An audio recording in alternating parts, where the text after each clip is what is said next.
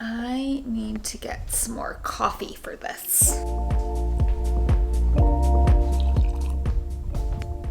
All right, let's do it. Today I'm going to be chatting about the topic of weighing yourself, and specifically why I actually request not to be weighed when I go to the doctor's office. And I'm actually going to walk you through how you can go about doing this too. If you're new here, and just to recap my views on weight in general, weight does not determine your health. More and more scientific evidence is showing us this. And when we pair this with what we know about dieting, that intentional, strict dieting and intentional weight loss is likely to lead to overall weight gain in the long run. And weight cycling, which actually increases disease risk. And that's just to name a few things. I honestly just don't recommend focusing on a number on the scale. I do, however, as you guys probably know, believe in the set point weight theory, which I have an entire video on that I can link to in the description and up there for you. But essentially what that means is that our bodies have an internal range of weight that they want to be. Essentially, it's kind of like you have this internal thermostat where if we listen to our bodies, they will self-regulate. However, when we diet, we're likely not listening to them, and weighing yourself may likely trigger your urge to diet. So many times our goal is to dip our weights way lower than that set point range wants to be. And we're trying to shoot for this typical thin ideal, which a lot of times will cause kind of what's called rebound weight gain. And our bodies are going to increase that set point weight to protect it from further food scarcity, which essentially is what's happening when you're dieting. And as always, this video is for informational purposes only. It is not meant to serve as nutrition or medical advice. If you do need medical advice or information related to anything that we're talking about in this video, be sure to reach out to your healthcare provider immediately. This video is provided as is with no reputations or warranties expressed or implied. Now, I explained this before, but while I don't recommend intentional weight loss, so focusing specifically on that number, weight loss does happen and it's not a bad thing, just like weight gain isn't bad if that's what your body needs. And I explain it in more detail in my video on what intuitive eating is, who intuitive eating is for, but I'm gonna run through it quickly again right here for you because it's real important. So essentially, 3 things can happen when you stop dieting. For all, there will honestly likely be an increase at first because you can finally eat all of those restricted foods, be it fat mass, bloating, muscle gain. It usually does happen. And anytime you put new foods or amounts into your body, it likely takes time for your body to adjust. But when your body realizes that food is no longer restricted, so you stop dieting, it's kind of like, oh, I can eat those foods whenever I want. So those 3 things that can happen are 1, you could hold steady where that is if that's where your body wants to be. So that would be a total gain. 2, you could come down some or even to where you started, and that might just be you're maintaining the weight that you previously were at. Now 3, you could go below where you started if this is where your body needs to be, so overall weight loss. Now, none of these things are bad and they all happen when you start listening to your body, that internal thermostat. Now, I see this every day in the society. Every body is truly unique, and what happens really depends on your history with dieting, where your body is at now versus where it wants to be, where that set point weight is. Does that make sense? Let me know in the comments. So essentially, recap, I don't recommend weighing yourself. The weight does not determine your health, and for so many, it does way more harm than good and can trigger that urge to diet. So what I recommend is focusing on how you feel and focusing on health promoting behaviors. Additionally, studies have shown again and again that health promoting behaviors, so think things like consuming fruits and vegetables, moving your body, not smoking, those health promoting behaviors are better determinants of our health versus just the weight itself. Our weights are meant to fluctuate, and they can fluctuate throughout the day, throughout seasons of our life. So if you see a number that's different than usual and you try to correct it, it could actually likely backfire and spiral you into that restrict binge cycle, increase your overall set point weight, yo-yo dieting, weight cycling, all of those things, negative body image. No bueno.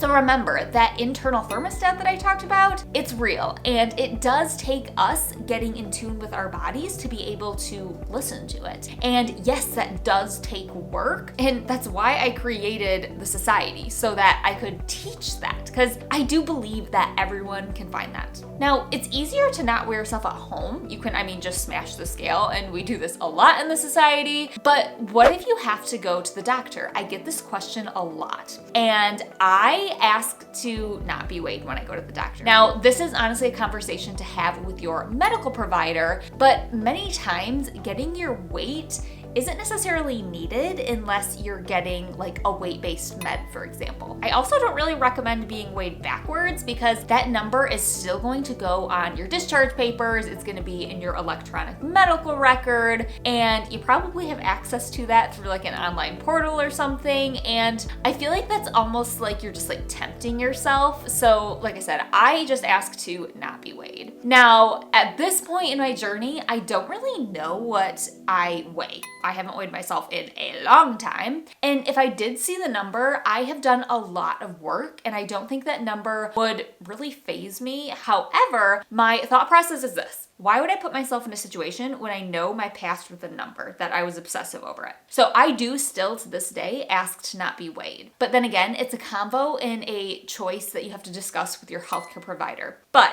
if this is something that you want to do, I recently did this at my doctor's office and I vlogged it all for you so that you can see how you can do it too.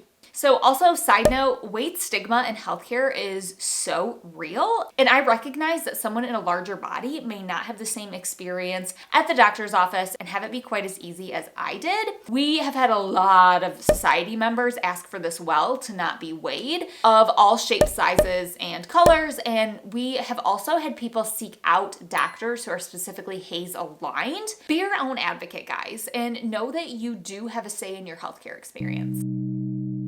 Hey guys, what I'm doing is I have my pre-appointment questionnaire, if you want to call it, pulled up here, and I'm going to go ahead and fill that out, and then I'm probably also going to call them. And basically what I'm just going to fill out, I'm going to see if there's any spot for me to put like notes or anything in here, but then like I said, I'm also going to call. And basically what I'm going to say is I do honestly feel like I've gained a little weight, and I prefer not to know that number just in case it would trigger me at all. If the doctor feels that that number is needed, then we can have that discussion, but I just want to float that idea to them. A lot of times, guys, people are pretty receptive of this, especially if you say, I don't want it to trigger me into my past of disordered eating. I finally feel like I'm, on a good path. I'm starting to be at a good place. More than happy to talk about health promoting behaviors. I don't think that's a bad thing to discuss those health promoting behaviors, but not to focus on the weight. Okay, so basically, like I said, I'm gonna go through here and then I'm going to call and see what they have to say.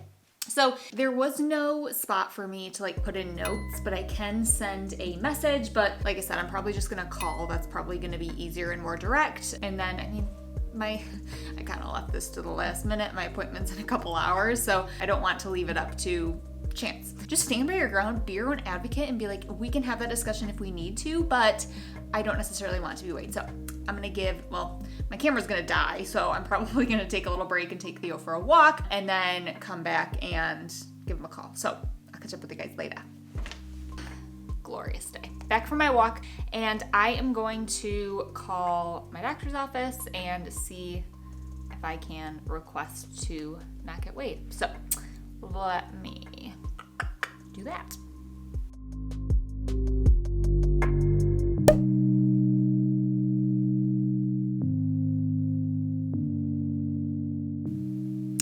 Hi, my name is Colleen. I have an appointment later today, and I was just wondering, I kind of wanted to call ahead just to see if it's possible for me to not be weighed.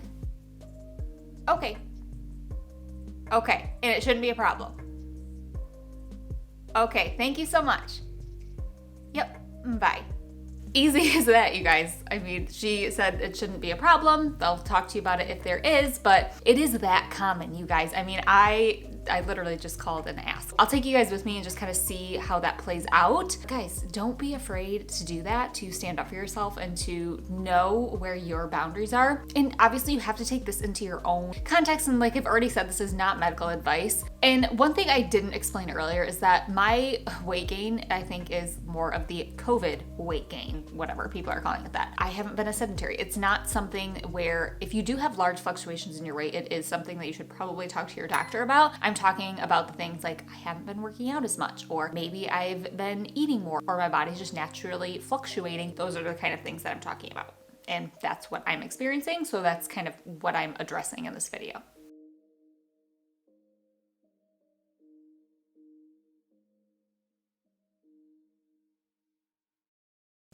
Okay guys, I just got here. They have virtual check-in, so that's kind of cool. I'm gonna try to figure out how to do that. I get places insanely early. I don't know if anyone else is like that, but I'm like super early. Also, these are my husband's sunglasses. So dirty, Joseph. How do I look? So I'm gonna do my virtual check-in. Obviously, I won't be taking you guys inside with me, but I will report back and let you know how it goes. They told me that the MA when I got in the room should be fine with it. Like I said, it happens all the time, so I'm just gonna tell her. So we'll see if it actually is fine with her and how that goes. But I'm going to do my virtual check-in. I have to update all our insurance stuff because my husband got a new job, so all that fun stuff. To be honest, guys, it makes me very nervous because I feel like half the time I don't know what's covered, and this is coming from someone who has worked in the medical field. Fun fact about me, you guys know me now because I teach intuitive eating and I have my own business that I do that, but in my previous life, I was actually a metabolic dietitian, so I worked with the entire lifespan, but mostly babies and newborn babies with inborn errors in metabolism. So I'm talking like days old, and then I would follow them through their life because they do have to be on, you don't care about this, but specialized diets. They have to take certain types of formulas for the rest of their life most of the time. So that's what I did. So all that sciencey stuff, the metabolism and all the things about how that works, I know all that stuff, you guys. So I still preach intuitive eating, and I still think that's the best thing for obviously the majority of the population, but I do have that very sciencey background. Okay, guys, so I will catch up with you guys. I gotta figure out how to do this. I'll see you later. I'm back. So it went great, you guys. Is this okay? Like, I feel like you're way high up. There we go. That's better.